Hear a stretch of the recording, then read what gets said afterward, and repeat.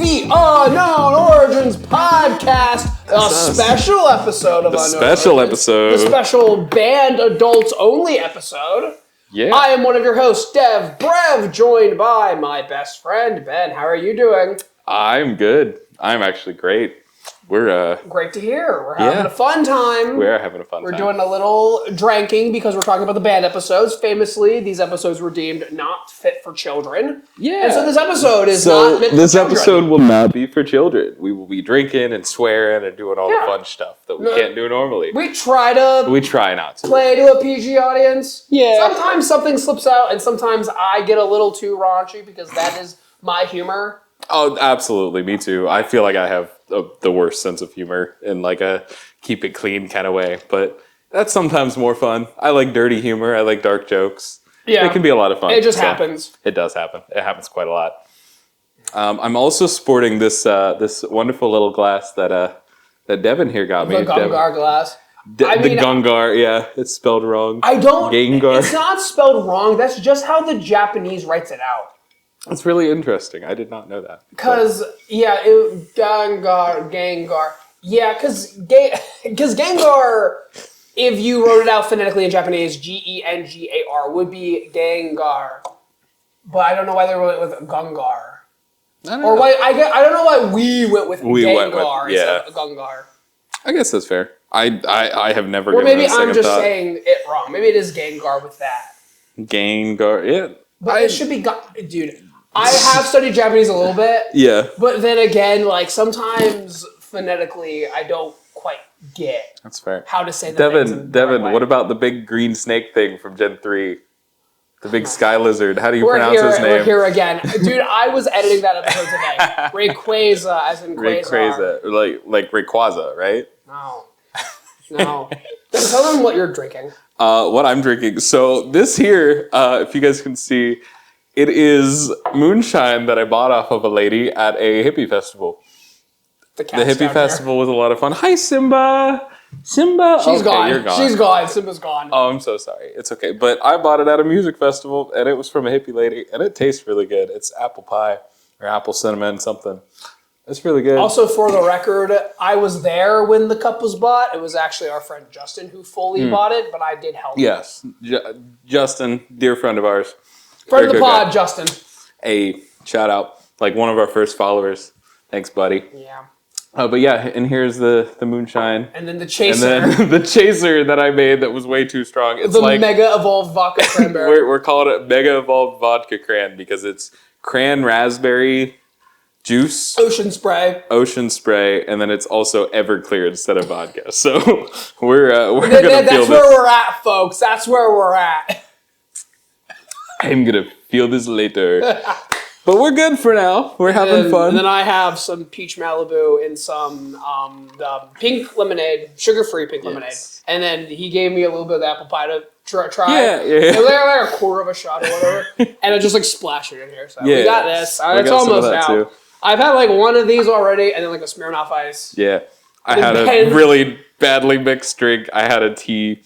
And then I poured Crown Blackberry in the tea, and we got distracted talking to Devon. So there was a little more of that than I planned on putting in there. And now I'm drinking Everclear and audio moonshine. And maybe some footage of me drinking it. I can put in if I want to. Oh, that's always fun.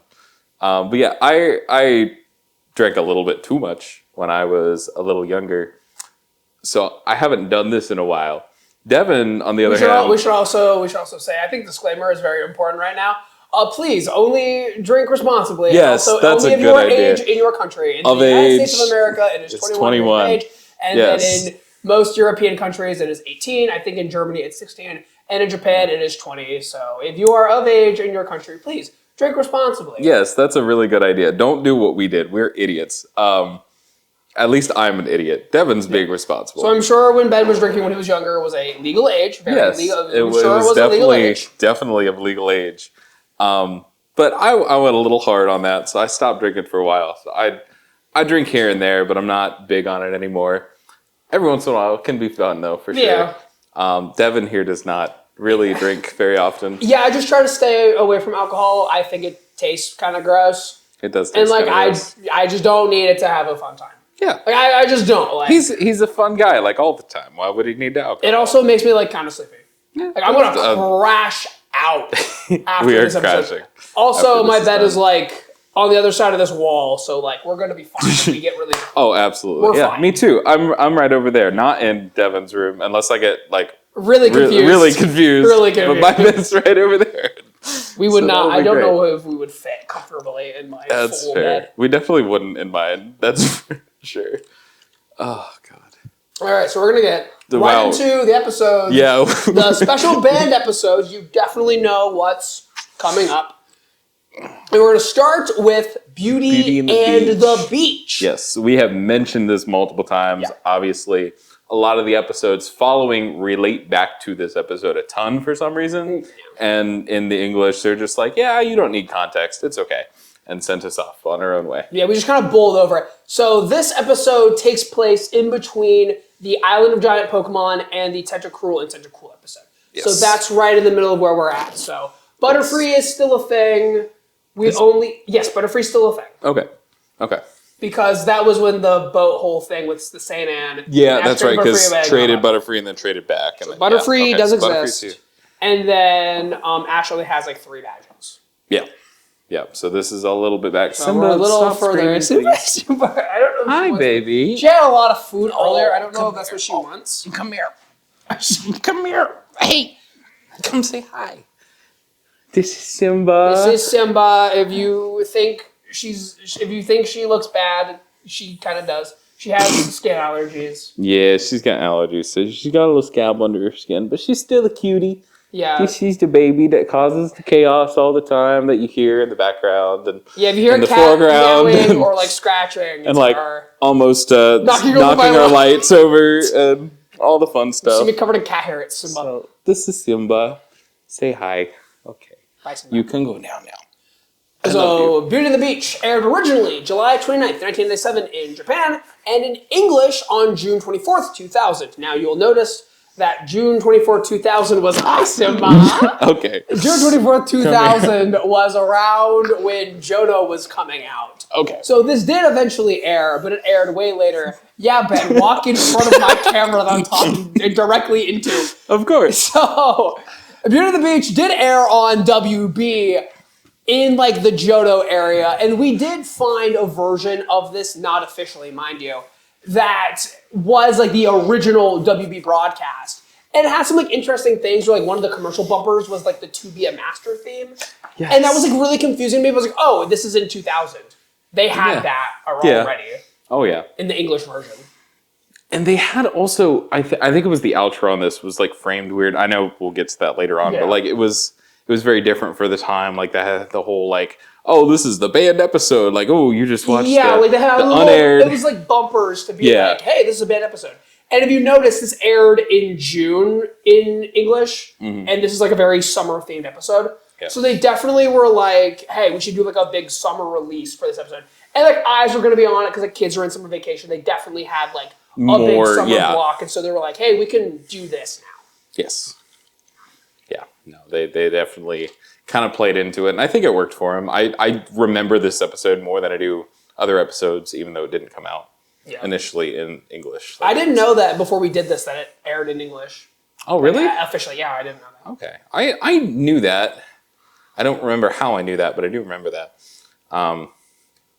Wow, we've been talking about just the episode in general for a while. Let's get into it a little bit. Garbage. Dude. No, it's fine. We're good. We're doing okay, guys. We are doing fine. All right, so we have to ask the question, Ben. Who was that Pokemon? Oh, God. So I remember we talked about it, and I think we talked about it not being a Pokemon. So that's in the Japanese. In the Japanese. Okay. The Japanese, it's not a Pokemon, but in the English version, it is a Pokemon. It is a Pokemon. There are only a couple that are ever really shown in this, and it's during the showcase while they're doing the whole contest. And it's Pokemon we've already seen before. And it's not like all there's a ones feature that we've Pokemon. seen before. So it was Starmie and Squirtle, and it was Coughing and Ekans. So it's one of those four. And I'm going to go with Starmie? No, it's Pidgeotto. Why is it Pidgeotto, Devon? Because Pidgeotto's here, and he hasn't had a Who's That Pokemon yet. Where is Pidgeotto, Devon? We'll talk about it. Okay. So normally when Ash sends the gang out, it's everyone minus the flying Pokemon. It's Pidgeotto. Pidgeotto's there. Okay, because he like shits out the flyers when they're doing stuff. Yeah. Okay, that's right. Because the flyers. Okay, I get it. Well, flyers. no, we'll get into that, but that has nothing to do with Pidgeotto. But do you want to? That was the English. Who's that Pokemon? Do you want to give me a guess on the Japanese? Who is that Pokemon? You said it wasn't a Pokemon. It's not a Pokemon. Okay, and it's what's her name? I can't remember her actual name. I don't know her name. It rhymes with Nutella. Brutella? Yes. Okay, Brutella. Thank you. Yeah. Yeah. Randomly, like. Yeah. I don't know why they did that. Maybe they do it more in the Japanese. Maybe we should look at like. I don't think. No, they don't. No, they don't. I know they don't. Well, they don't do it like different like commercial breaks. They only do it for the one. Okay, that's fair. If that's what you meant. Yeah, that is what I meant a little bit. They only do it the one because I've seen less, and it's just listing the one. And just the one still. Okay, that's interesting that it's because I can't think of another instance like ever. It's probably because there's not a new Pokemon, and they might have already used Pidgeotto. Maybe they did. Yeah. Okay. Yeah. I'll accept that answer. For now. I would like to point out this is happening in the year 2000, when the English is doing the Who's That Pokemon. So they're just like, who's in this episode? I don't know, Pidgeotto. Put him in there. They're like not thinking about it. They're just like, fuck it. Yeah, that's Pidgeotto's there. Okay. That makes a lot of sense. So here's the plot of Beauty and the Beast. Plot, yes. So Ash and the team have arrived at Porta Vista, and they go to the beach in swimsuits. And Misty is in a bikini, which is a choice. It is a choice. That's I'm calling out because it happens. Mm-hmm. I'm not making this happen. I'm not saying anything about it. It's just Misty is in a bikini because they chose for that to be a thing. What I will make a comment on is she's carrying a Master Ball floaty, and I think that's really cute. Yeah, her little little floaties. Well, it's like a beach ball, but a Master Beach ball. But it's a Master Ball. That's cool. I want one of those, actually. Yeah, that'd be so cool. Yeah. They make, Pokemon Company actually makes big inflatable Psyduck, inflatable with ducks floaties that you get. Yeah, the big ring. That's cute. Those are very cute. My friend has one. Team Rocket shows up in the Gyarados sub, and where did they get that? Because they have it later in one of the episodes. It was the Muck episode. Yeah, they do. But now they have it. But the common thing that we were seeing that Team Rocket was broke because James spent all their money on the St. Anne. And then they were at Pokemon Land, and they were trying to call Giovanni.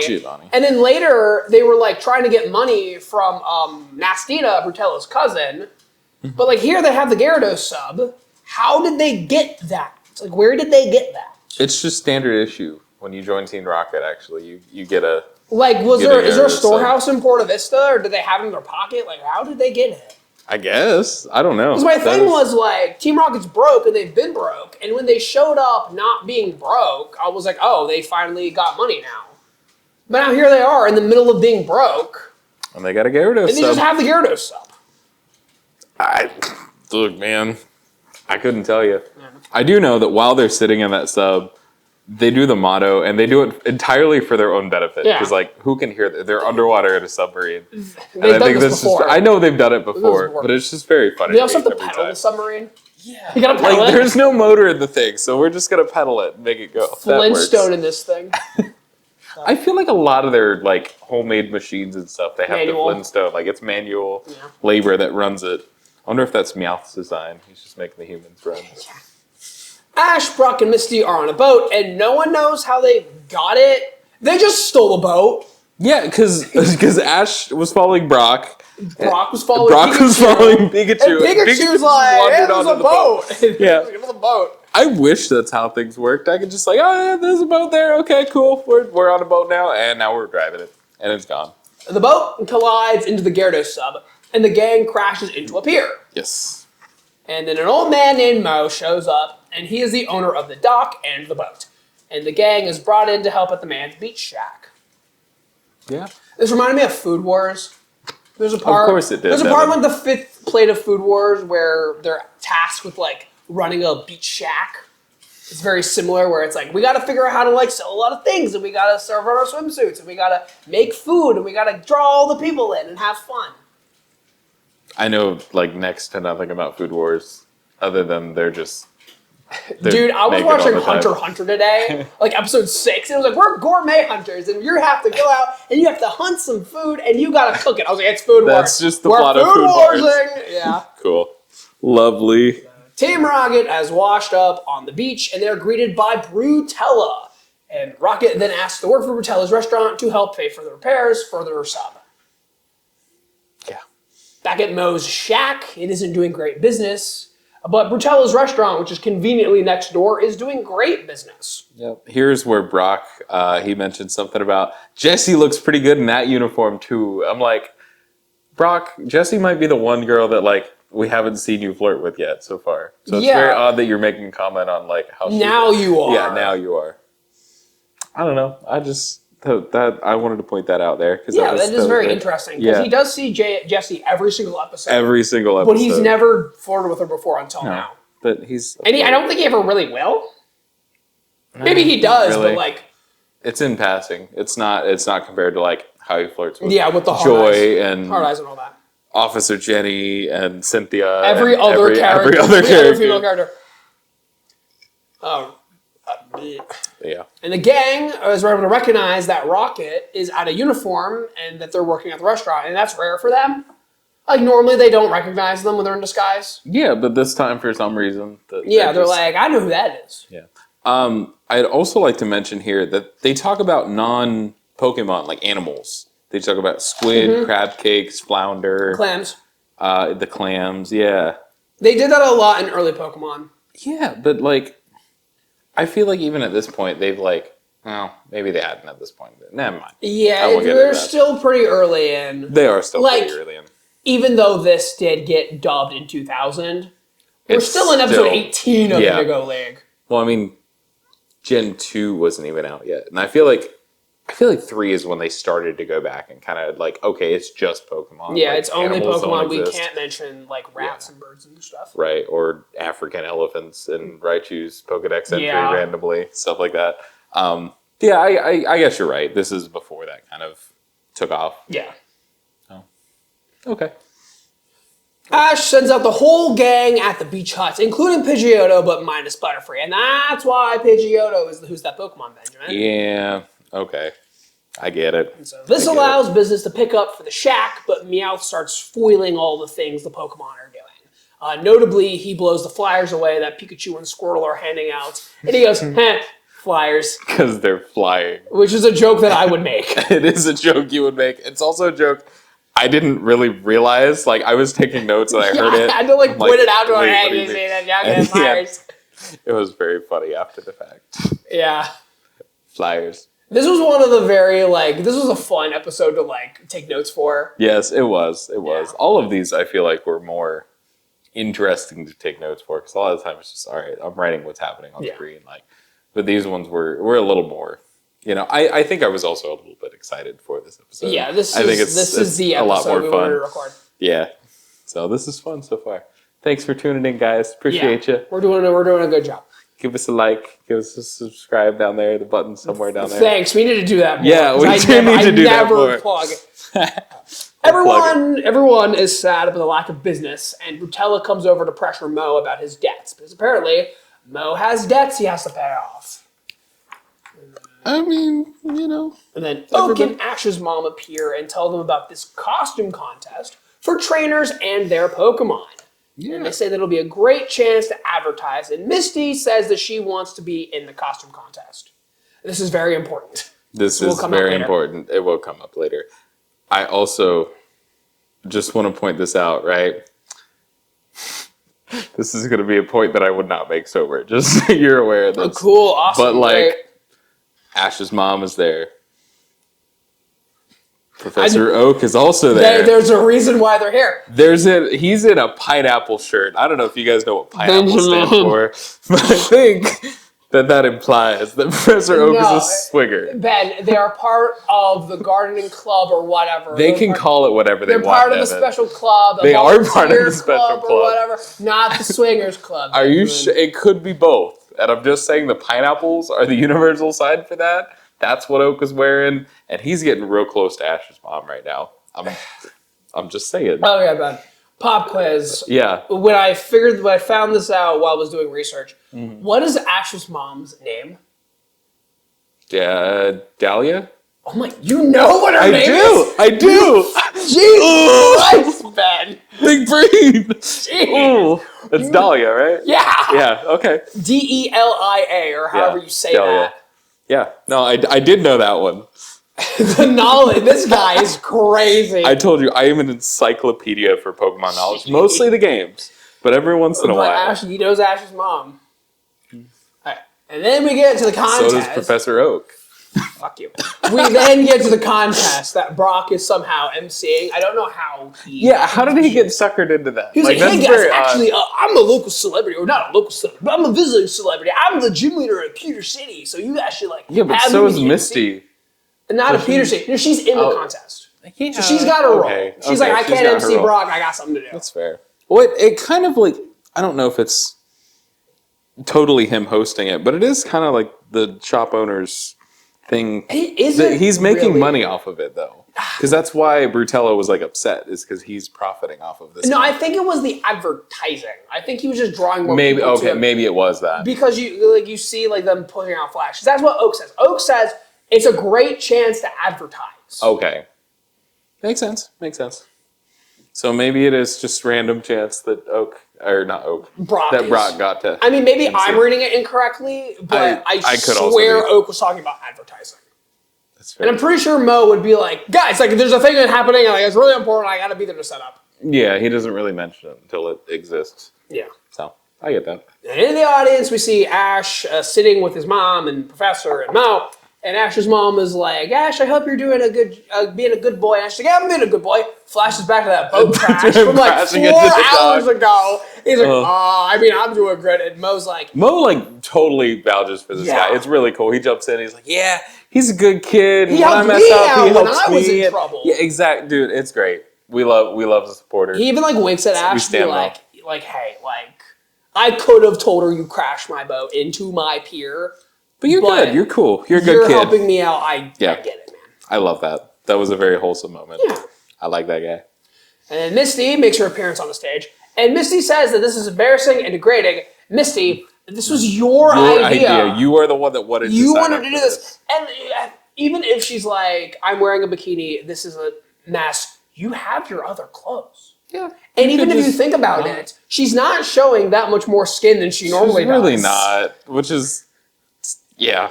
Like, what are you... And, like, the pressure isn't even on her.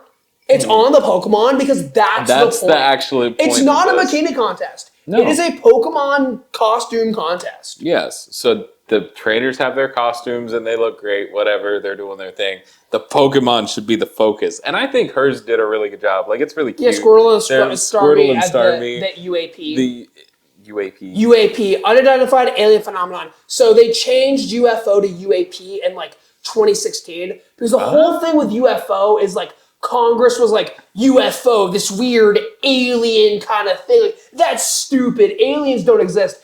And then in like 2020, they were like, okay, so aliens probably do exist. Like we need to like get rid of UFO because we made it a silly, stupid thing that like shit we thought about. And so we had to change it to UAP because that's serious, and you need to take that seriously. Of course it is. Even though UAPs and UFOs are the same. Same thing. Literally in Dawn to Dawn, Okaroon corrects himself. In like episode 1, he's like, hey, Miss Ayase, have you heard about UFOs? I mean UAPs. Like literally. Okay, Devon, you did that a little too well, buddy. Miss Ayase, ghosts aren't real. This guy. If the guy who does Okaroon ever quits, I'll pick up the slack, brother. I think that character is actually partially based on you, Devon. Just a little bit. I did watch like a paranormal podcast for like 4 years. That's why I know all this crap. That's fair. And it's weird that you're not the one that's into like horror stuff. Like, because I feel like that kind of goes hand in hand. Like, I'm like, okay. So I hate being like scared, but also I do not believe in this crap at all. Okay. I just like the people that are on it. Okay. And I on the podcast, shout out to Chilluminati. Hey. But yeah, anytime I listen to it, I'm like, none of this is real. Yeah. It's just funny. I get that. To like hear about. I get that. I don't know, man. When I was working at the haunted jail, there was some stuff I saw that was like pretty unexplainable. So there's a little bit I believe in, but I agree that like the TV shows for the most part are just crap. Dude, Ghost Adventures, I love putting on Ghost Adventures to just like crap on it. Oh yeah. What's the fuck you, goat man? What's the, what? Do you not know what that is? No. I'll show it to you later. It's one of the like Ghost Adventure type things, or it's something making fun of one. I don't exactly remember. There was one where they were like mountain men or whatever. They were like in the mountains, and they were like it was like a mock kind of thing. Like it was all scripted. It could have been that. But it was like they're standing on this bridge and they're like, the evil spirit here is gonna do some things, and then they stand around for a minute. They don't see him. He's like, all right, I'm gonna antagonize him. Be ready. He's like, fuck you, goat man. And it's like, I didn't expect you to come right out the rip. Like, it's just a funny little clip. Yeah. I don't remember what it's from. We are way off topic. It's fine because we're about to get in the meat of the episode now. We then see the problem scene as Team Rocket appear, both sporting bikinis. James clearly has some augmentations and comments on Misty being 10 years too early to be competing against him as his bust gets larger. Yep, he literally like inflates it with those little like pressure whatever thing. Yeah, he squeezes like it. Like an air pump, like a quick little air that's pump. Crazy that's in a kid's show, and they thought like this is, I don't know. That's Japan crazy. Is I know. Like, weird about it. Japan is just weird. Yeah, but, like. They're a little repressed because like they censor their porn and stuff. You're gonna have like some weirdos come out if you're not like allowed to express yourself like quite sexually. And they might have thought that it was just a funny little joke, like haha, James has fake boobs. It's funny. But over here it's like, whoa, like this is a show for like elementary schoolers. Like we've said. That's like not even if it wasn't like. Even if it was like a show for like adults, it'd probably be like, that's a little, yeah. What are you trying to say with this bit here? That's fair. But yeah, no, they go all the way. That's definitely, it's one of the only parts that was cut out in the English. Yeah. Really. There were only like 2 scenes. Yeah. That were cut out. It's actually a really like clean cut there. Yeah, it is. Because they're talking, it's Brock announcing Misty. And then immediately it cuts to her talking to Team Rocket, but that part's cut out. And then it's Brock talking about the next contestants. Again, it's Ekans and Wheezing. Ekans and they're coughing. They're Ekans and coughing. Sorry, not Wheezing. You're right, coughing. Ekans and coughing, and they're coughing. They hadn't evolved yet. Right. That's where we're at. Right. But it's immediately like Brock talking about Misty into Brock talking about the next thing. So it is a very clean cut. You couldn't tell it was there in the first place if you didn't know. Yeah. That's probably why they were able to like air it eventually. Yeah. But it still works in the English. I don't feel like it was too different. Yeah. I feel like that's fine. I feel like it's fine without that scene. But that was definitely the reason why it didn't air in the first place. Yeah. So this is it. This is the reason. Yeah. Rocket has dressed Coughing and Ekans. I wrote them down wrong because I was confused. Ekans and Coughing, they're like an Omastar.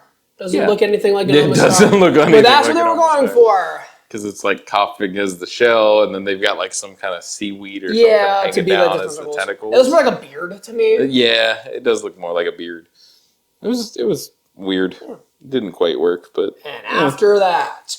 Gary motherfucking Oak appears. He said the thing. He said the thing. 6 girls in Oak. Gary motherfucking Oak appears with 6 girls in bikinis.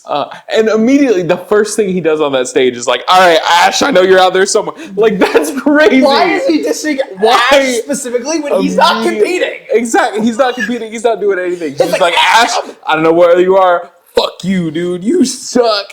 I'm so much better than you. I'm going to beat you even though you're not competing in this contest. And neither am I. We're just, oh my God. Imagine, right? Whatever it is, you're in some local contest, battle of the bands, talent show, whatever it is. Yeah. But like, you hate somebody that much that you don't even like 100% know that they're in the audience, but you're already calling them out. Like, I don't know where you are, John... Whatever the hell you're like. Bradshaw Layfeld. Sure, that guy. Fuck you. Where you at? Fuck. Like, why? I don't know. That's crazy. That is crazy. And like, it's not even like Ash did anything to Gary. It's just he's from the same town. Gary's always hated Ash. And I don't get it. Like, I genuinely, like, there is no reason for him to be this cocky. That's just his personality, man. He's just a dick. Smell you later. So, in the Japanese, Brutella pulls Jesse and James off the stage to their sub, and then Rocket are conveniently back in their uniforms. So, in the English, that cut is, like, really clean. Yeah. Because you don't even know that Jesse and James are even, like, there. Nope. They're just suddenly talking to Brutella. And you get to see them in the sub, and you're like, oh, they're there, and they're in their uniform. But then in the Japanese, it's like, wait, weren't they just on stage? Like, they change. Like, you see her pull them back. They just, like, change. Like, well, we gotta get official. Like, James, take that shit off. Like, James, you look stupid. Like, My I bad. get this was part of the plan. But you do, in fact, look James stupid. also just, like, takes up any chance to cross-dress. He like, does. In the show, He do. He do be doing that a lot. There's like that classic bit of, like, is James gay? That's true. Like, the classic What do you think, Devon? Is James gay? I don't know. I know that, like, when I really first started to be like, no, I should be a YouTuber, and I was, like, having, like, video ideas in, like, 2015, one of my ideas was, like, is James from Pokemon gay? And I wanted to do, like, an AMV of Gay or European with James, and, like, all the different characters being, like, characters from Pokemon. Oh, that's good. And that might still be able to happen, but, like, I don't. For those of you that don't know, this man right here, when we did Legally Blonde in high school, freshman year in high school, he got to play the character that's Nico Sargent Tacos. Exactly. I'm my boyfriend. I thought you said best friend. Carlos is my best friend. That was fun to watch. Yeah, that role like follows me everywhere. That's my most recognizable role that I did in high school. Oh, it was so good. No one remembers anything else I did. It's just I remember a couple other things. You were there. I was there. But that's like when true. people were in the audience and like people that I knew from high school, they're like, you were the gay or European guy. Brutella is yelling at Team Rocket about knowing who they are and that she wants them to stop the contest and blow up Mo's shack. Yes, and Jessie here makes a comment. She says, "We're so good, we destroy things without even trying." And I think that is one of the funniest lines I've ever heard her say. That's just true. So true. Absolutely. It's very funny that they at least acknowledge these things. They're like, yeah, we're good at blowing shit up. We're good at destroying things. They get the gimmick. The Gyarados sub is dispatched, and it uses the wheels that it has for some reason to go up onto the beach and destroy the stage. And everyone thinks there's like a real Gyarados, but Ash is like, hey, Ash guys, immediately jumps up on the mic and he's like, hey, it's all good. We're fine. Like, this is a fake Gyarados. It's not going to hurt you. We're good. And it's really cool because like Ash's mom is in the front and she's like kind of looking up at her son. Like, that's my boy. Proud of him. Doing good things. Helping people. It was a really sweet moment. Ash uses Charmander to change the trajectory of the heat-seeking missile back to the sub. Yes, and this is another point where Pidgeotto comes out because he's gonna like carry the Charmander. I dropped my pen. We're doing okay, guys. No, we're doing great. But Pidgeotto carries Charmander away, and it like kind of helps change the trajectory there. Yeah. The missile then chases down the sub until Brutella's place is blown up, like we see at the end of the Tentacruel episode when Nestina like crashes into it. Yeah. So now it makes sense why she makes a comment about it being destroyed again. Whatever. Yeah. So continuity has been restored. Yes, it has. Now that we have the lost episode, I think that's another reason why they put so much emphasis on like this is unreleased episode. Like y'all, sorry, because we gotta explain like why we're in the middle of Indigo League when we've been airing like Orange Island or Johto. Exactly, and it gives a little bit more continuity because again, they mention Ash seeing his mom, or they show flashbacks of this episode when he's thinking about his mom in the Drowsy episode. In the Drowsy episode. That's where it was. I can remember which episode it was. But yeah, so they've referenced back to this multiple times, but we've never seen it because it didn't exist in English yet. It was just in the Japanese. So it's nice that they finally kind of sealed that little gap a little bit. Yeah, we've been watching it in like... We've been watching it as like YouTube, at what they have on YouTube, and this is not there on their YouTube. However, this is also how it aired in 1998 in English. Yeah. Not like in the order that we're watching it, but what we've been watching it like so far. Yes. If we wanted to do it like the order, we would have done this in like Johto for no reason. For no reason, yeah. But now we're just doing like the special band episode. But we wanted to make sure you guys were enjoying the show as much as we are. We also wanted to drink. We also that was like my idea. It was like a stupid idea that I had. That's true. But it's fun. I like doing weird side stuff like this. I hope down the line when we get a little bigger, we get to really kind of like experience. nice special episodes. Yeah, exactly. So these are fun. Yeah. Little one-offs. We then see the gang head out on their journey, and Ash's mom has a trophy that in the WB version says, "First place in our hearts, Ash Ketchum." Yeah. And this implies that he won because he saved the contest from Team Rocket. At least that's what it says on Bulbapedia. Okay. And then the Japanese implies that Ash's mom is just holding on to it for the winner. Again, as it says on Bulbapedia. Like, that's why she just has it. Okay. Because why else would she just have it? She's not in the contest. She just has it. Yeah, the way I was kind of seeing finish. it didn't. The way I was seeing it is Ash like presented this to his mom for being like. That's what I thought too, but we don't like see that. But we don't see that. It's real weird. Like whatever version you like look at, unless there's dialogue in the Japanese that they cut that we didn't like see. True. Because we did watch this dub, but when they like cut stuff, they cut back to like the stuff that they cut. Yeah. That's how we watched it. We watched like a montage. Yeah, somebody made a custom video for us. Yeah. There. Not specifically for us, but they put it on the internet and we watched it. You can find it if you look for it. Mm-hmm. Unless you're trying to Chromecast, apparently. Then that was a whole debacle. We were so good then. Yeah. And we still couldn't figure it out. I wanted to ask this question for every episode. Yeah. Do you think this deserved to be banned? I think if it aired like it aired, obviously it did eventually air. But just with the one scene cut out with James's like boobs. Like if they did the WB version in '98. Yeah. I think it would have been fine. I do kind of agree though that is kind of a lot for a kid show. I think that one scene just kind of puts it over the I get it. But past that, Yeah, I think it's kind of minor. Like, I get why they didn't get it. Yeah, I get why they didn't do it too.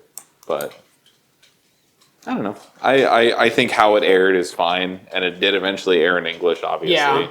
But I think if they just would have done that, like, 2-second cut. Yeah, I think that was probably too much for children. I think banning that was like a good call. Yeah. Even if it did cause a bunch of, like, problems later on. Yeah, it's fine. I understand why they did it. So...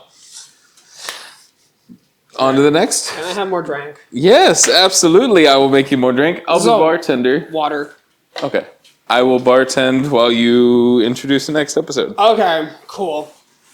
This episode is The Legend of Dratini. It was released in Japan on November 25th, 1997, and never officially in English. And since most dubs are based off of the English dub, it wasn't dubbed anywhere else. And Ben actually already knows the Pokemon who's that Pokemon. I do. It was Tauros. It's Tauros. So our fun little game will have to be put on hold for this episode and the next episode. Yeah, unfortunately, I did get to see the who is that Pokemon because we were reviewing it on not the Pokemon TV. It was on a different thing. Yeah, illegally on the interwebs. Ooh. I have my methods. Also, because this is fully in Japanese, we got to enjoy the Japanese opening. Mm-hmm. And one thing I think is fun about the Japanese opening is that the first image in the English version, like the English Pokemon, like the bow, I wanna be. It's like Mew and Mewtwo flying in the sky or in space. Yeah, and it's It's the last thing you see in like the Japanese. Instead of it being the first thing you see. So that's kind of like interesting. That was very interesting. That's very full. I'm so sorry. Be very careful with this. Okay. Please don't spill it on your laptop. But yeah, I had never actually heard, I had heard the very beginning yes, because I had heard that used in like memes and stupid stuff on TikTok or something like that. But I had never heard the full Japanese opening. So this is the first for me. I thought it was really cool. I liked it a lot. And it is shuffled around from where the English, like the video is. And like they have like different, like the visuals too. Yes. Especially in like the beginning there. Yep. And they talk about like some of the lyrics in the Japanese version is like even under that girl's... Up the girl's skirt. Up the girl's skirt. That's why Pikachu goes under that girl's skirt. Yeah, literally. It's just very weird, but it's cool. Like I genuinely like really enjoyed the music. I'm a big music guy if that hasn't been expressed yet on the podcast. Yeah. It's very, I think with Japanese openings, Like, that has a very, like, Super Sentai kind of feel to it, where it's very, like, heroic. Yes. And very, like, we have to have, like, the Absolutely. MIDI kind of trumpets in the background. Yeah. Is MIDI that with, trumpets just remind me of Gen 3 in general. But Yeah, I love that that. too. Yeah. Yeah. I think that's all we got. This episode takes place in between the Kangaskhan Kid and the other Safari Zone episode. No, it was after Kangaskhan Kid. And what was the first Safari Zone episode? It was the Ponyta one, the Rapidash one. Yes. So the race one and the Kangaskhan Kid. Right after that is this episode. This should have taken place there. And it's before the bike gang. Yeah, because they make a comment in Kangas Kid about like finally getting We're to going the off actual, to the Safari Zone, and then they don't go. and then they don't go in to the Safari English Zone. version. They just were on They a just skip bridge it entirely. with the bikes. It's very funny. One of the first things we see here in this episode is just a Nidoran male and female like just kind of cuddling with each other, and I think it's a missed very that cute entirely. scene. It's so very cute, and I don't know why I made a note of that, but I did make a note of that, and I just thought it was a very cute moment. Finally, we get to see the Safari Zone. And we do get to see the Safari Zone. Finally, they were like, because it was like, we're in the Safari Zone. No, you're not. Okay. We're in the Safari Zone. No, you're No, not. actually. And it's like, are we going to get to see it? No, not in the English version. And now they're finally in the Safari Zone. So Ash and the gang are singing about getting to the Safari Zone. And then a man immediately points a gun directly at the camera. Do you want to get shot after 3 seconds of knowing this? Like, it's in his face, like, Yeah. fully. That is crazy. No matter who you are, that is not, like, that's not an interaction you have with a normal human on any basis. So that is wild to me. The subtitles were calling this man Kaiser, but that should be Kaiser. Kaiser. Because Kaiser would be the katakanaization of Kaiser. Okay. So this is Kaiser, and he's the warden of the Safari Zone. And then we go inside of his office, and he gives the gang fishing poles and safari balls, and explains the rules of the Safari Zone. You can only use these balls, blah, blah, Yes. blah. And then you're only allowed to use 30.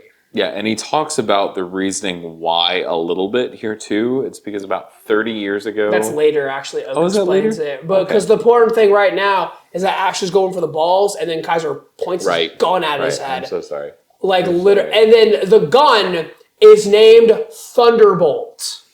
The gun is a named character in this episode. I'll say it again to this camera. The gun is a named character in the episode. Gee, I wonder why this got banned. Yeah, that makes sense. We've had guns before, We have, but none that were named. None that were named, and none that were like that immediately like he points his gun at multiple people throughout this episode. He also does it at the camera, which is a big Yes. thing. Because I Yes. know American comics, you can't do that. Okay, Like modern day, you can't do fair. it at all. That makes sense.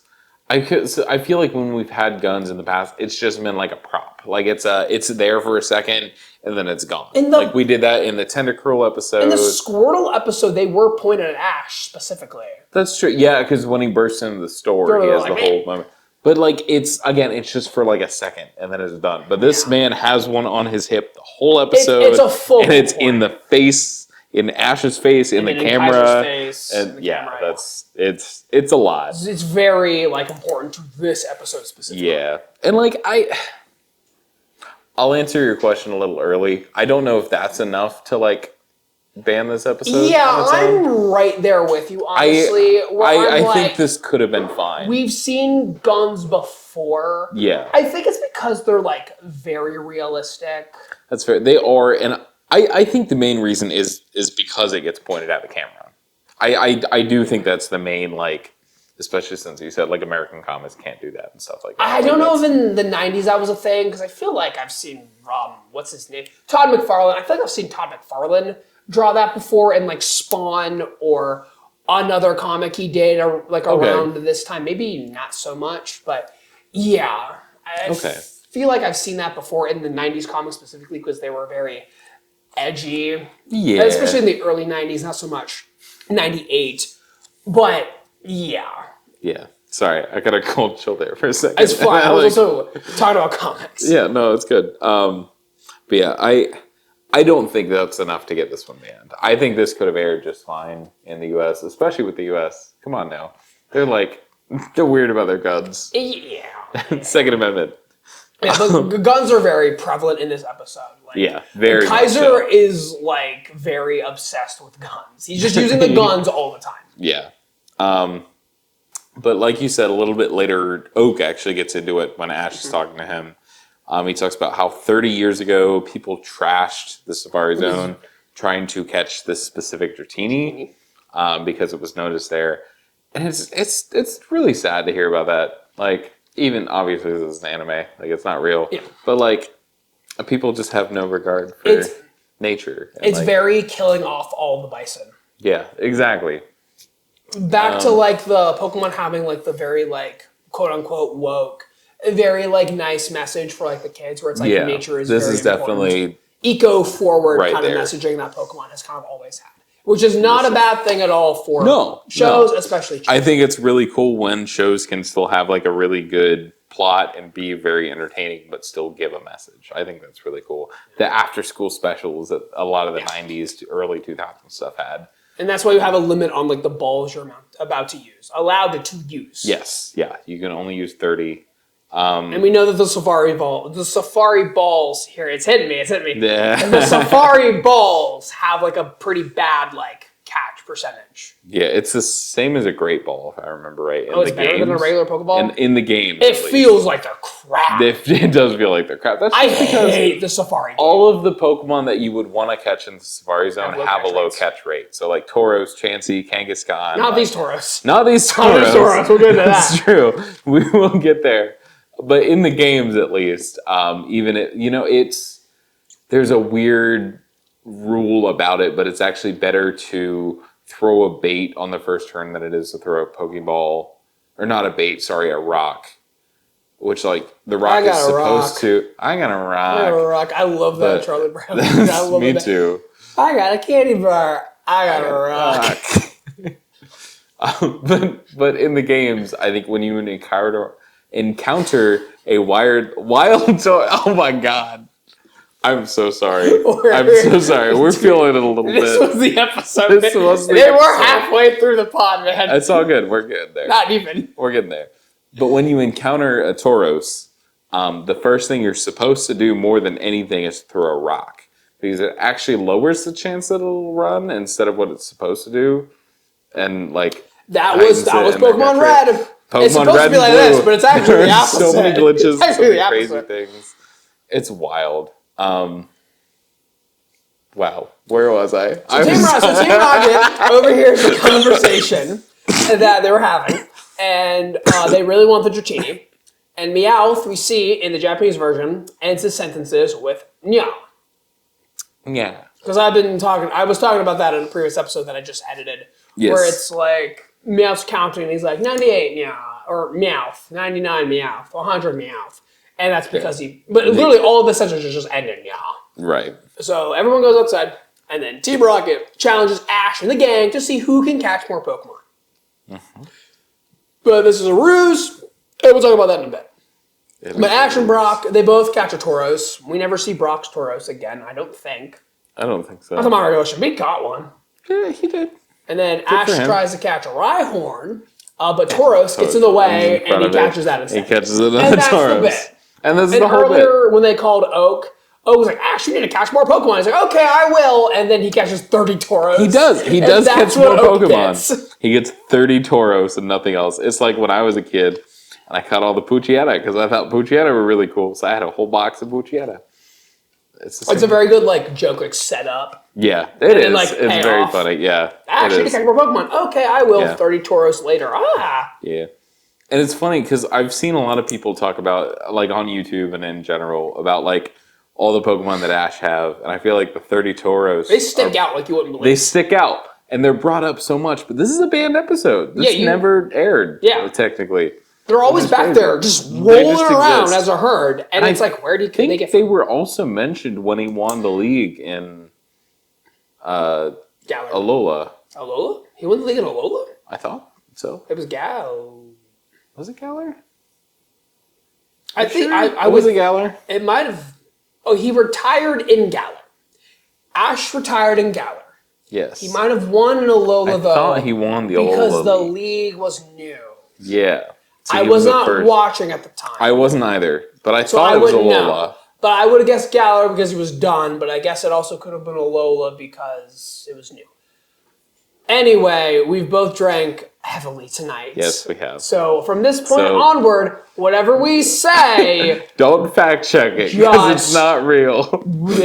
Just do not take anything we say as gospel. Please fact check it. Don't fact check it. Yeah, get in the comments. Check us. Okay, let's get through this as fast as we can. We're going to keep tangenting. Yeah, the challenge from Team Rocket was ruse. And Team Rocket has kidnapped Kaiser and is holding him at gunpoint. More guns. They try everything to figure out where Dratini is, including bribing him with Katsudon that is called Katsudon. That is. It's for the first time ever. To see food be called the thing that it is. Instead of rice balls, be jelly donuts. Or like whatever the hell. The Chazuke that James had that one time as like tea and cookies. Yeah, or lemonade and... Yeah, or something, whatever. I don't care. But it's like Katsudon. They're like Katsudon. Like, thank God. Devon, you made Katsudon for us not too long. That was really good. I did. I kind of burnt the pork cutlets. It's really good, though. We've had, like... Devon's a really good cook. I haven't had luck frying things. We set fire to the place one we day. did set fire to that the was place. The French fries. Just slightly. And they turned out really good. We went to, like, IKEA that day. And I was like, let's make French fries. And then it was a long day. Oil got in the oven there. Yeah, it was my fault. That was a lot. I put too much oil in there. And it got everywhere. So it's fine. Team Rocket also employs a tickling machine. And that gets Kaiser to talk. Yep. Apparently. That's got to be somebody's kink that they just threw in there. Brought to you by the artist or the author's badly disguised fetish. Yeah, no. I can't say that when I'm sober, so. I don't understand why that is the thing they go to, but it is. It gets them to talk. It's kid. It's like kid torture. Tickling is kid torture. Yeah, you're not wrong. If you want to do like, I know how to make him talk, a feather. Yeah, okay. That's a very like cartoony thing to do. No, that's fair. But it could be. If we saw it more, I would say yes, like in Totally Spies where like you see feet all the time. But now it's just like one instance of a tickling machine. I think that's just like typical cartoon stuff. No, that's fair. We go to a lake and Misty is teaching the boys how to fish with lures modeled after Pokemon and herself. She has a Misty lure, which is so beyond me. Like, I think that's so funny that she has a lure of herself. Yeah. Like, she's that well known in her own town that they sold these or something. No, she made that herself, man. You think? Yeah, hell she thinks she is pretty vain. I don't know. I could see that. They catch a Gyarados. Big Gyarados. Yeah. And so Kaiser appears with the tickle machine. Which, I don't know if you can catch a Gyarados in this fire zone in red and blue. That's not me. That's you. You're the one who would know that. I don't think you can. If you can, there's a really low chance of it, which makes sense. I mean, Dratini's a 1% or a 5% chance. And the water with a great rod. I don't think you can catch a Gyarados. I think you can just catch high-level Magikarp. Okay. So that'd be something to look into. I'll look into that when I'm not like I am. Or I won't, and I'll forget about it entirely. I'll probably forget about this entire episode by tomorrow. Yeah, no, me too. I gotta work tomorrow. That'll be fun. Anyways. And Kaiser appears with the tickle machine still on him when Pikachu thunderbolts it off of him. And then Kaiser shares that Dratini is in Dragon Valley, which is the first place I would look for a dragon. This is the only dragon that exists in Kanto. And they have a place called Dragon Valley. Gee, I wonder where. They haven't checked Dragon Valley for the Dratini. Crazy. Maybe that's part of it. But he says it like they would know. Yeah. Maybe it's like it's in Dragon Valley.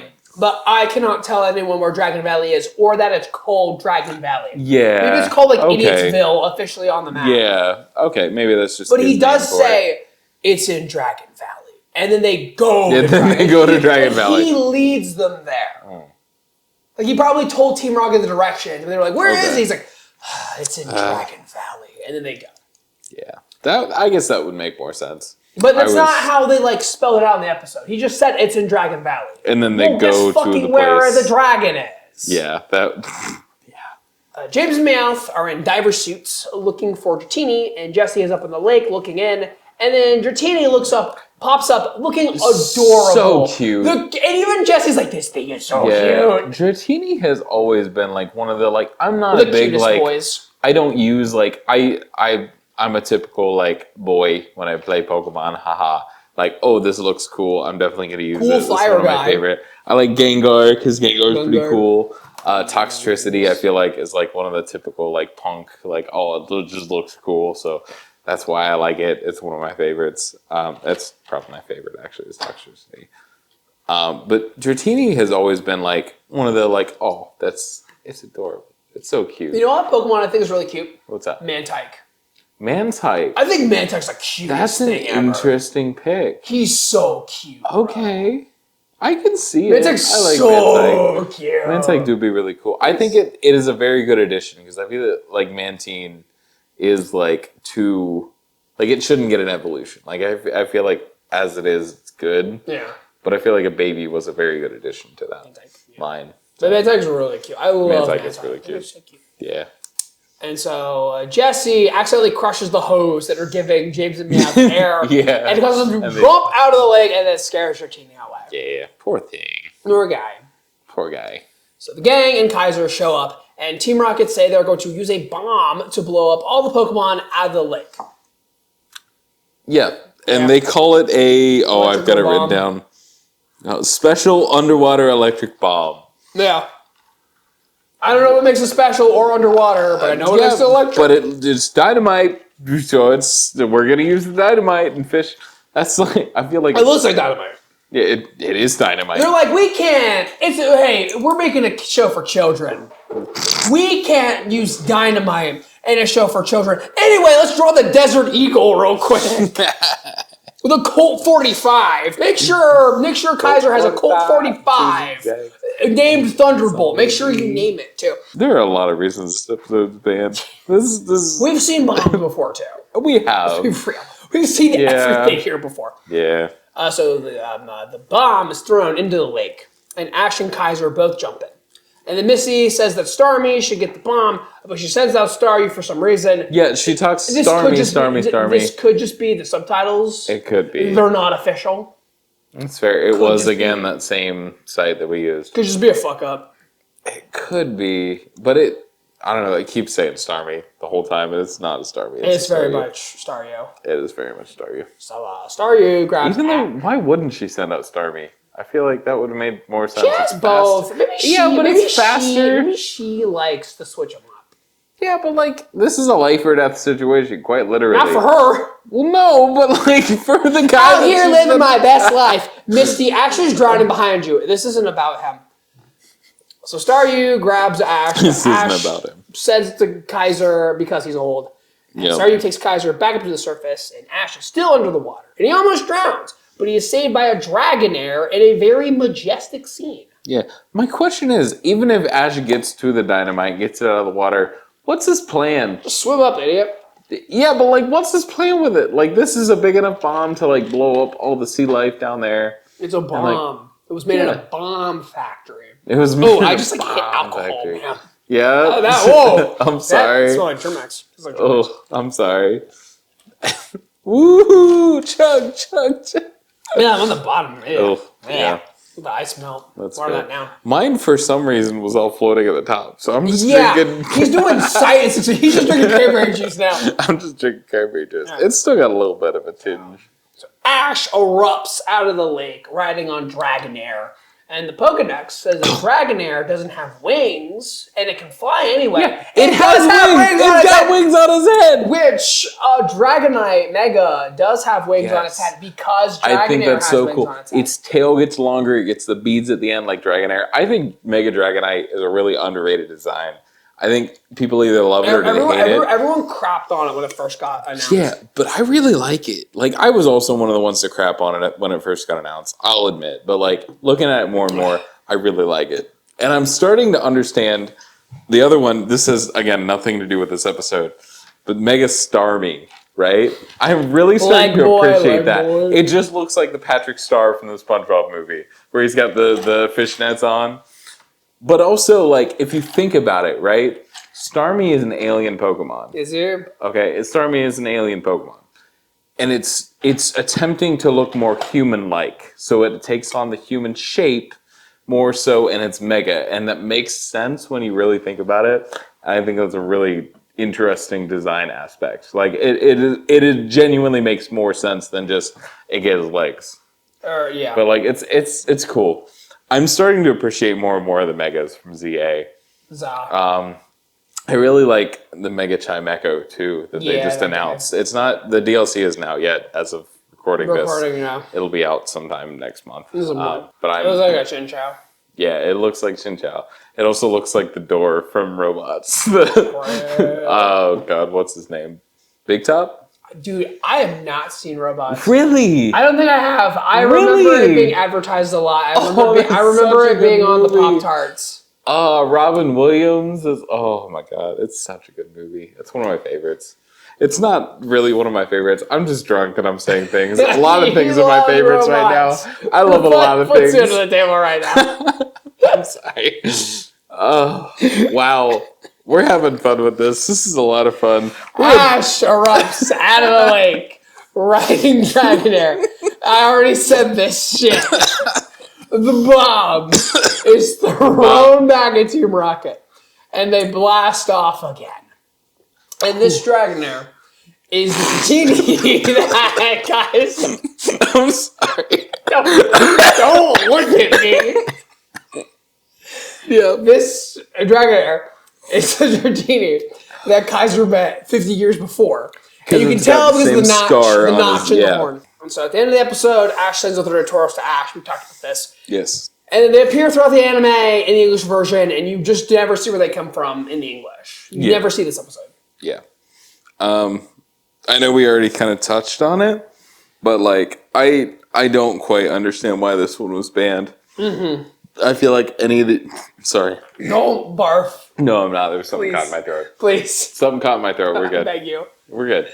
But I feel like any of the points that they like could have banned this for, like the guns, the bombs, the whatever, have already appeared. Yeah. This is just like an extreme kind of like it is the straw that broke the camel's back. Yeah. We flew so close to the sun with the guns that were like the wings melted. Hey, we found the limit on the guns, and it's this right here. I feel like the main reason that they did ban it is for pointing the guns at the camera. Yeah. I feel like that's the real issue they had with it. But even that, I mean, I think it's something we haven't seen before in Pokemon specifically. Yeah, exactly. So I think this would have been fine in English. They also were in a habit of banning a lot of like other gun-forward episodes in cartoons. Like there's a Gargoyles episode that the point of the episode was gun safety. Hey kids, don't mess with guns, and they banned it because of the use of guns. That's crazy. But they made it specifically to be like, hey kids, don't mess with guns. That's crazy. Keith David in that show. I love Keith David. He's such a good voice actor. That's like one of the only things I know about Gargoyles. But it was a good show. From what I've seen. Okay. Go. Yeah, sorry. I've got a couple little things here. I do too. At the end of this, I'm going to just mention real quick that the 30 Tauros, at least in the anime, are like really never seen again. I think there is a reference to it when he beats the League in Alola. They like show like a lot of his old Pokemon like reacting to it.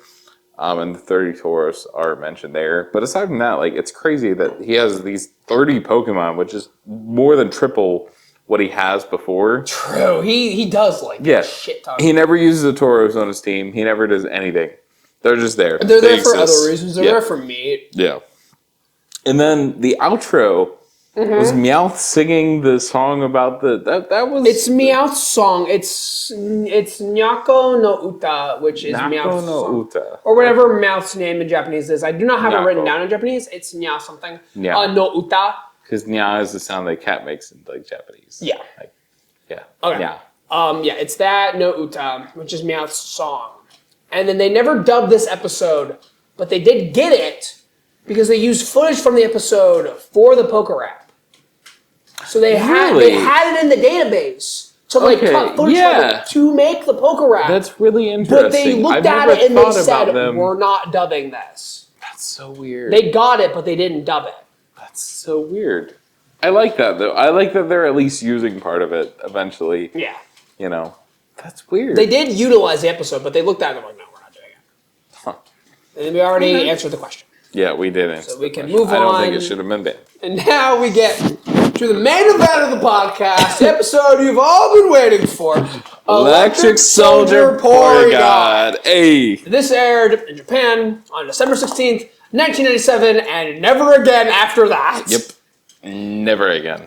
For many reasons. Yeah, man, we'll talk about them all. Yeah. And so, right off the bat, I love when an episode starts with a warning. Yes, I love that it had the little pop-up there up top. It said, hey. This, when it aired, this gave kids seizures. Yeah, so. Please be careful. Yes. The Who's That Pokemon, that was definitely Porygon. Yeah, it was Porygon. Sorry, okay. No, it's okay. I didn't even need you to. There's only one Pokemon that's not Pikachu in this. It is Porygon and Pikachu, and that is it. So that makes sense. The translation for the title that we saw was AI Warrior Polygon. Porygon's the AI warrior. Yeah. So it's whenever you want to fight against ChatGPT and generative AI, Porygon. You're fighting Porygon. Number 2, a Polygon. Polygon. So Japanese way it works is they don't have an L sound. Yeah. So they substitute the L sound with an R sound. Yeah. So it'd be Porygon. Porygon is what we call it. But Polygon would be what they call it. They're trying to say. Yeah. And it just works. That's what the name is based on. That's what it do be polyagonal. It do be polyagonal. Just like Lara Croft's movies. Boobs, yeah. Like her triangle boobs. Yeah. Yeah, that's what I always think of when I see Porygon's nose. You horny motherfucker. No, stop it. Stop it.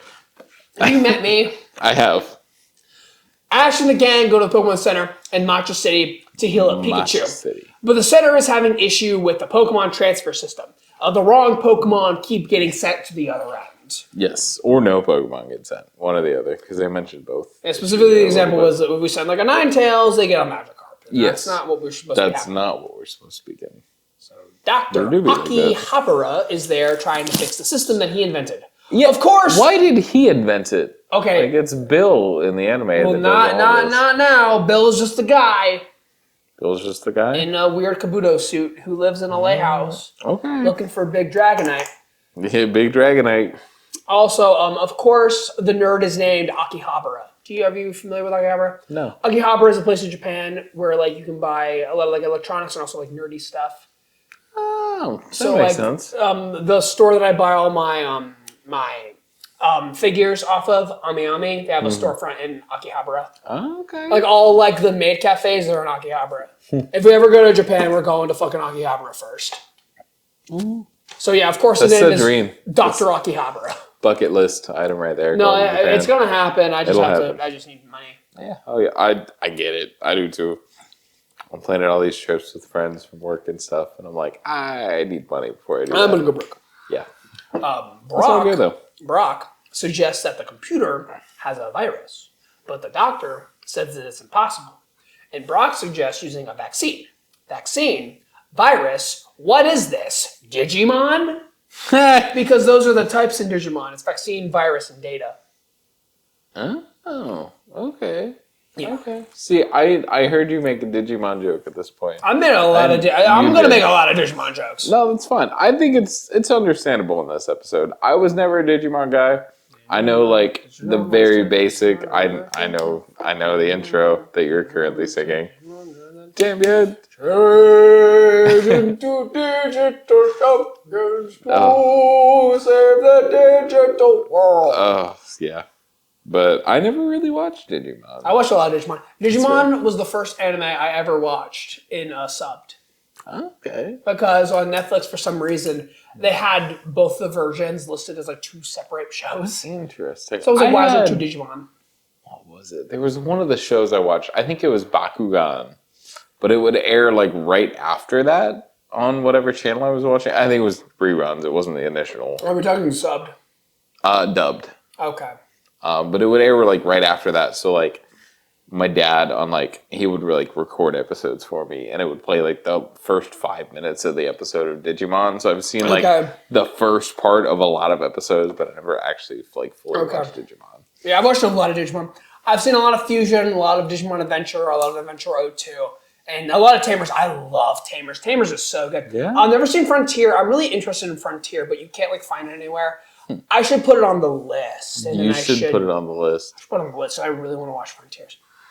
Are we out on the list right now? You said you're watching Hunter x Hunter? Hunter. Okay. You just watched Attack on Titan. I did watch Attack on Titan. How was it? What did you think of the finale? We haven't talked about it yet. I thought it was very Neon Genesis Evangelion. Yeah. But very trippy. Okay. Because Evangelion is like very like kind of trippy with the whole human instrumentation. That is a hard word to say, and I can't say it now. Drunk. Human instrumentalization project where they're all in their heads. Okay. And it was very similar with Armin and Eren, just kind of like talking and like growing up in their like little spaces. Also, when Mikasa, spoilers for Attack on Titan, excuse me, when Mikasa's holding Eren's head, that's so School Days. Like, it's so School Days, where Konoha cuts the fucker's head off, gets on a fucking boat, and just goes off into the sunset for no fucking reason. That is literally what happened.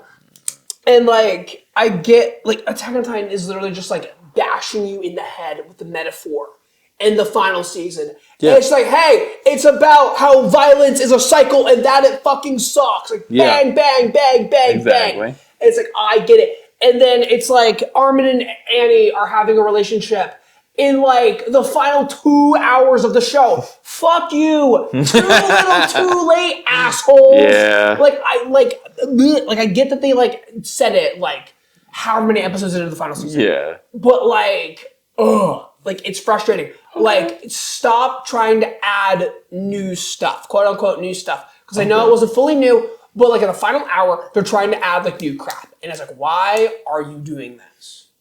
That's fair. I get you. Like, I just wanted it to end, and I felt like they were just doing anything and everything. They were dragging it out to make sure. Crap. Yeah. I get you. Attack on Titan is one of my, like, definitely top 5. I really like the show. Even like the last 5 minutes. Where it was like montaging the whole, like, and then the world gets expanded, and then it gets destroyed. And then we're like commanding. I do feel like it gets a little repetitive. It's like, I fucking get it. And it's like, it was like a montage, and it was really quick. Yeah. But it's like, brother, I've gotten what this show was from the beginning. Like, I understood that Mikasa's gonna betray Eren from episode fucking 3. And like, she fucking killed him. Yep, she's the one that did it. It's because like you can't have a character that's that loyal without having her betray the guy or becoming worse than him, which is what I was thinking. Yes, it's one or the other. And I said that to you like you did weeks ago, and you didn't say shit. But I didn't. I didn't know how to say it. He's got it. You do. You got it. He do be gotten it. Okay. Yeah, that's fair. I'm. It seems like you enjoyed it overall. Like it was very. It's good. It's good. I got like fatigued over it. Yeah, you did also watch it pretty quickly. I feel like you. I'm a 3 episodes a day boy, and that's my quota. I try to do that. If I don't do it, I feel like I'm not doing it right. That's fair. I watched the entire like first and second season in like 2 days. That's what I do with Food Wars, man. That's fair. But I think that's why I enjoyed it a little more, is because I got through all that, and then I came out with like season 4 when it was coming out, so I had it paced it out a little better. Wow, I'm really drunk right now. We're so talking about Attack on Titan in our podcast episode. This is the Pokemon podcast. This is the Pokemon podcast. So Dr. Akihabara is trying to fix the system that I already said this. Fuck. Fuck you. The gang goes to Akihabara's mansion to try and help, but they end up in a machine. They end up trapped in the machine that digitized them. And then turns out that Team Rocket used the same machine, and they're causing. And they're the reason that everything is going wrong. They're this little roadblock and this literal roadblock. We'll talk about the visualization. Yeah. And so the team then gets sent to the digital world. God damn it! This is Digimon. This really is just Digimon. Even them like swirling into the computer looked like Digimon. Yeah. Like burn out Digimon, like that Digimon. Beginning of the opening is them like spinning into the file island. As the team then gets sent to the digital world. Fuck. Okay. Devon, the thing that you have to say next, put it at the top of the screen. Okay. Top of the screen. the gang fly on a Porygon to the place that that rocket has blocked off, like a literal roadblock that they have. A literal it's like roadblock. A tunnel on a highway, and the Pokeballs are all just kind of hanging out, and there's got a roadblock up. Yep, they do be having a roadblock. Oh, that was a text message. It's fine. Ignore that. We're good. So I know that I keep comparing this to Digimon, but it's also Cyber Chase for moving. Cyber Chase, bro. I haven't thought about that show in so long. I watched Cyber Chase up until I was like 12 years old. I watched it like off and on, so I never like followed it. But if it was on, I loved watching it. Brother, it was such a good one. That was my after-school routine until I was like in 7th grade. Really? Mm-hmm. I would get home, I would watch Cyber Chase and A Fetch with Rough Men. I remember that. And then I would have to do my homework. And I think maybe I would watch, depending on the day, the Electric Company, the new Electric Company, not the 50s Electric Company. 70s? Even that one, 70s was 70s Electric Company. Cool one. But no, they played the new Electric Company. Okay. But yeah, I would watch Fetch with, no, it was Cyber Chase and The Fetch with Rough Men. Yeah. And then I would have to do my homework. Bro, Cyber Chase was like an awesome show. It was another one of those like after school special kind of shows. Cyber Chase is why I know how to do math. Yeah, no, same. I still like think about Cyber Chase when I think about math sometimes. Yeah, all the like PBS shows I feel like were pretty good. Yeah, it's like please show your kids educational television and not like the Cocomelon junk. Like actually show your kids. Like Sesame educational Street, stuff. Cyber Chase, Electric Company, like you were saying. Fetch with Rough Men, Word Girl. Yeah. Word Girl. Word Girl. Word Girl.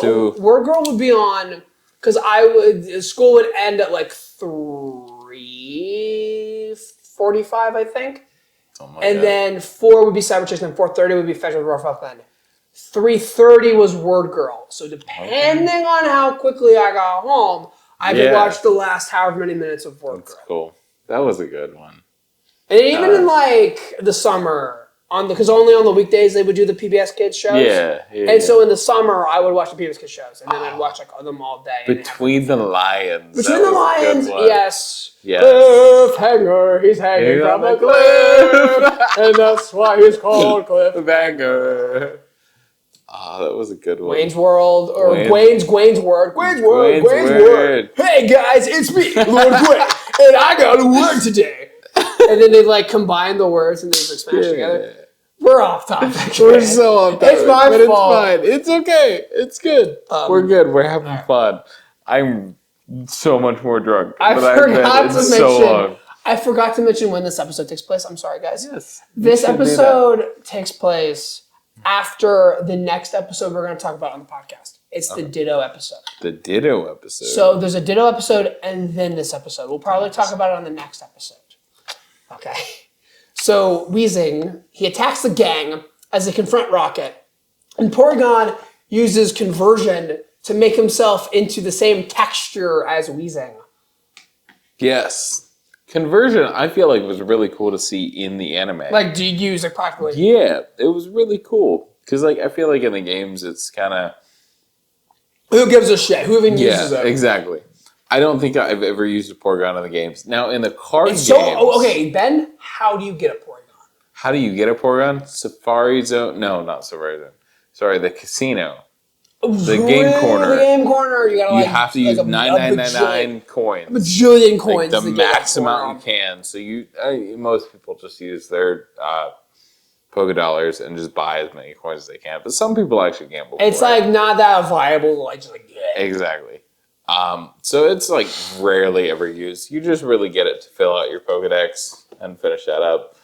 Porygon 2 is good competitively though. Porygon 2 I've heard is good competitively because of the Eviolite. Yeah, Eviolite and then Tri-Attack. Yes. They always run Tri-Attack, they always run Eviolite. Tri-Attack is cool because you have a chance to burn, paralyze, and freeze. It's also stab. It's Porygon's normal and Tri-Attack is an interesting one. Yes. So Porygon 2 is pretty viable. Porygon Z and Porygon... Otherwise, the British would call them Porygon Z. Porygon Z. I'm not British. Too. I'm not British. I don't use this term. Porygon Z. I feel like it's pretty cool. It's also really interesting that, like, okay, you evolve Porygon with the upgrade and the upgraded ones, and then you get a corrupted file with the dubious disc because it's sketchy, and you gotta and that's how you roll with Porygon Z, and that's why it's all glitched out. He doesn't have a neck. Yeah, he doesn't have a neck. Poor guy. It's weird. It's cool to I've seen fan animations of people animating Porygon 2 into the form of Porygon Z. That's kind of cool to see. I haven't seen those. I've seen a couple of those people doing that. So I'm sloshed. I'm so sorry. Yeah, dude. I feel I'm rambling so much. We're gonna yada through this. Don't worry, guys. Okay. So Rocket also has a Porygon. It's got a 0 on its head and a little rocket flag on its butt. It's got their own custom. And the two Rockets fight. There's a part with a hammer and a shield and a pointy little bit. And so Rocket gets sent away, and the gang focus on clearing the path of Pokemon's travel. And as they're doing this, though, a vaccine is placed into the computer at the Monster City Pokemon Center, and then the vaccine, in the form of an ambulance, comes after the gang, thinking they're the virus. And the note, the vaccine has a red cross on it, which they would have to censor. Yeah, that's a war crime. You can't have that. You can't actually have that on there. I was reminded a lot of Osmosis Jones. It's a very odd movie. Where Bill Murray... Sorry. Wow. I'm so sorry. Bill Murray plays the patient that they're all in the body of. I know what Osmosis Jones is. Yeah. I just haven't seen it. There's a cartoon too. There is a cartoon too, but Bill Murray in the movie is played the body that they all live in. Osmosis Jones is such a weird cartoon, but it's really good. Is Will Smith in that? Am I making shit up? I don't think it's Will Smith. It could be. I don't know. I don't know why my phone is going off. I'm so sorry. I'm gonna mute that. Your brother is just texting you like you would believe. So Ash and the gang get warned by Akihabara, and they try to escape on Porygon. And the vaccine then turns into an X-Wing and fires the seizure missiles. It really is.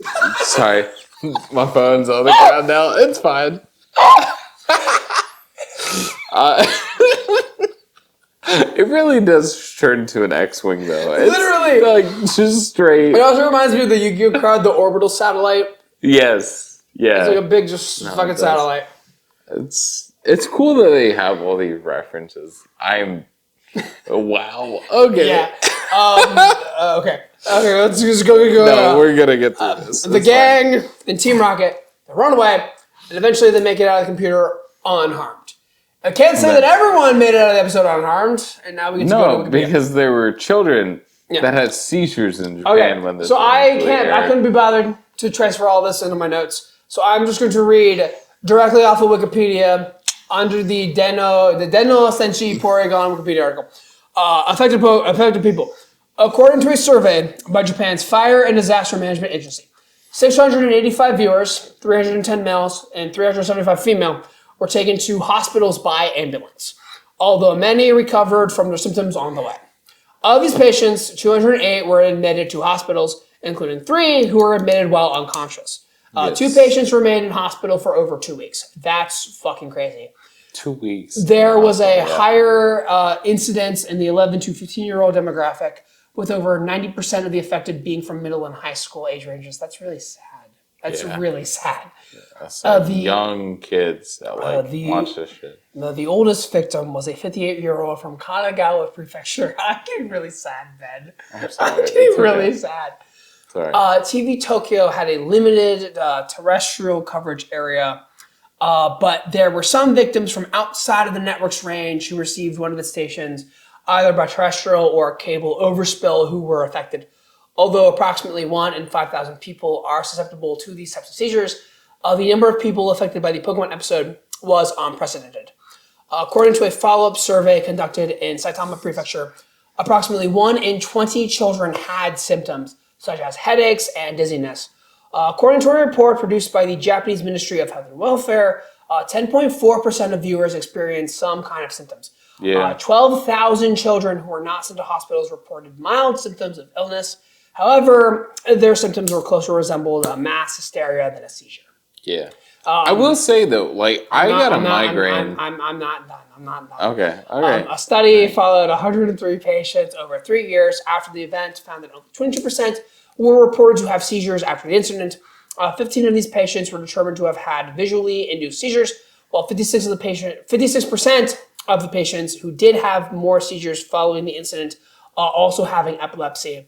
The 3-year study of 103 surveyed patients also found that only 24% of them were determined to have had seizures before the incident took place. So I think this is just trying to say that like most people already have like epilepsy. It's not like it caused seizures in people who didn't already have like an issue already. But it still was a major issue. Yeah, like we watched this completely as it aired. Like no changes at all. Yeah, I know. Like it gave me headaches. I have chronic migraines. I have astigmatism in my left eye, so I have double vision. I just constantly.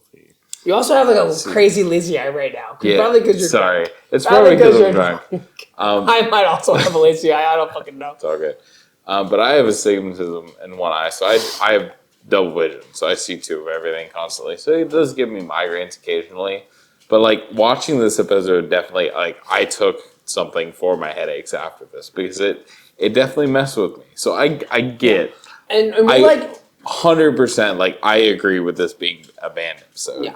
I don't know if I necessarily agree with Porygon being banned permanently after this. Yeah. Because it doesn't ever show up again in the anime. Just don't do this shit again. Yeah, exactly. Don't make this exact episode. It's your fault, not Porygon's. Blue and white and yellow lights. This is something that you made that you can change if you really chose to. Yeah.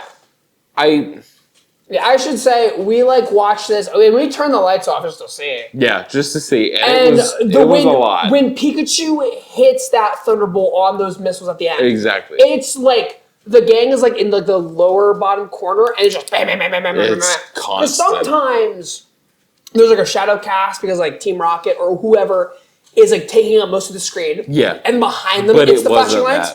But at that point. Full screen it's crazy. Was all very bright. I literally said like Jesus Christ. Yeah, no, it was a lot, and we were casting it from the laptops. The laptop was sitting in front of me. I'm and seeing then like we double had like the TV too. Yeah, so I'm seeing double. So I'm already seeing double because again double vision. So he's talking about quadruple the fucking. But it was a lot. Like I totally understand like this being an issue. I understand why this episode was banned. I feel like if they changed it up some, they could have been fine. But again, we'll talk about it in a bit. But I just want to say, other cartoons have had this problem too. Yeah, there was a Powerpuff Girls episode. I think it's the finale of Powerpuff Girls. Really, where it was like red and white, like flashing lights, like really quick. Okay, and it was like, oh, we can't show that anymore.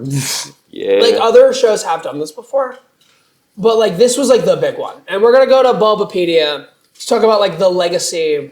Of this kind of show. Okay. Why is Bulbapedia so small? That's our Why is the font so small? I've heard this episode mentioned more than I know about this episode. Yeah. Like personally. Because I never watched it before. I haven't watched it before. I have. Okay. I think I watched it as it aired, but I've also like seen like clips of it with the strobing slowed down. Okay. If I do shorts of this, I'm definitely going to have to slow down that stroke. Oh, for sure. 'Cause that's a lot. Yeah. It's, like, again, even for me, like, knowing what's coming, I'm an adult. I'm not a child. You're an adult with, like, a little bit of, like, a vision thing. Vision, it's like, whoa, I can't. It was a lot. It genuinely, like, I had to take Tylenol after this or something because I got really bad migraines. I'm sorry. I know. We're going to get to Bulba Garden. Okay. Yeah. Bulba Garden. So, from Bulbapedia, again, I'm just reading this off of Bulbapedia. Mm-hmm. Under Legacy on the Computer Warrior Porygon tab. The incident caused by the episode was coined by the Japanese press as the Pokémon shock. The animated series was placed on hiatus for approximately 4 months following the incident. Before the series resumed, a special report was aired on April 11th, 1988, titled Anime Pokemon Pocket Monsters Problem Inspection Report. In addition, an explanation aimed for children was shown in the first episode of the incident. This hiatus also impacted the production of the Mewtwo Strikes Back, leading to the creation of a prologue explaining Mewtwo's backstory, as the episodes foreshadowing its appearance were delayed to beyond the movie's air date. Every Pokemon episode that aired prior to this episode, including the opening, was edited by lighting certain scenes. removing or changing fast flashing scenes and more, which we've seen and we've talked about as we've watched Pokemon in our previous episodes of the pod. The original version of the episodes have never been shown again, except by mistake on Hulu Japan. To avoid further controversy involving this episode's central plot, Porygon has never had an important role in another episode. Right. Despite Pikachu being the blah, blah, blah, blah, blah, who cares? Porygon's evolved forms, Porygon 2 and Porygon Z, also remain absent from the animated series until the 15th movie. And even, I don't know if this is all important. Okay.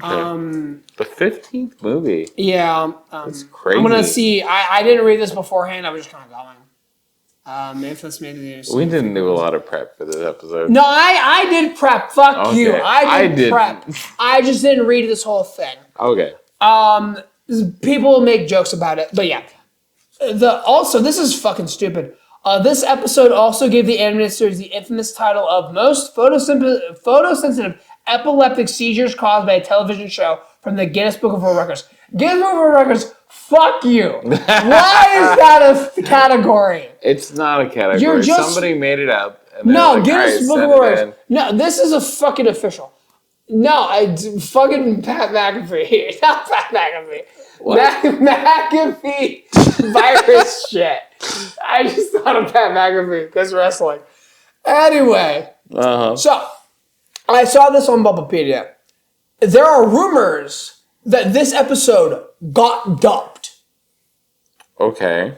But we don't know where it's at. And then the sources that said, like, hey, we dubbed this, they said they didn't change the intensity of the lights. Are you serious? No, they definitely did. First off, they claimed they didn't. They didn't air it, but they dubbed it. Yeah. They got it and they dubbed it, and they were like, we're just going to air this as is. Even though we know kids got seizures, and they fucking delayed the anime 4 months. 4 months. Which is crazy. Like, that's stupid. Like, I'm glad this didn't air. I'm very glad this didn't air. Like, this should have been banned. This 100% is this is the very good reason to ban the episode. Guns, here and there, I get it. The seizures. Beach, okay, whatever, fine. Boobs, who gives a shit? Seizures, yeah. You should definitely ban the episode if there's a medical reason why kids were in the hospital for this episode. I totally understand that. There's nothing wrong with banning this episode. This deserved to be banned. Get it out of here. Yeah. I don't know if we've talked about it yet, but there are a couple more banned episodes that we might get into a little bit, not. We're gonna do them normally. They all involve Jinx. Yeah. We don't want to talk about blackface while we're drunk as shit. So we're That's just gonna when we get there, we'll get there and we'll like kind of briefly touch up upon this is the banned episode. This is an episode that didn't really air anymore. They aired it originally as intended. Yeah. Which is why it's not considered like a banned episode. They posthumously banned it after they aired because someone was like, "Hey, that's unfortunate." Which makes sense. And Jinx is based off of Gyaru, which like Gyaru is like they kind of cosplay as Beyonce. Like they do like the blonde hair, they do like the makeup that makes their lips look larger, and they like tan a lot too. Yeah, they're not trying to do blackface, but that's what they're trying to look like those kinds of like people. It's just. For some reason, they made Jinx fully black. Yeah, which wasn't a great idea. That is unfortunate. Yeah, it is. But these are the 3 main banned episodes that we wanted to talk about. Bless you. Health.